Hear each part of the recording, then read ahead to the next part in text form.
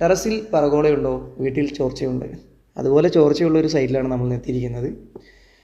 ഈ ചോർച്ച ഇവിടെ വരാനുണ്ടായ പ്രധാന റീസൺ, ഈ പറഗോള സ്ഥാപിച്ചത് വളരെ കൺജസ്റ്റഡായ ഒരു ഏരിയയിലാണ്.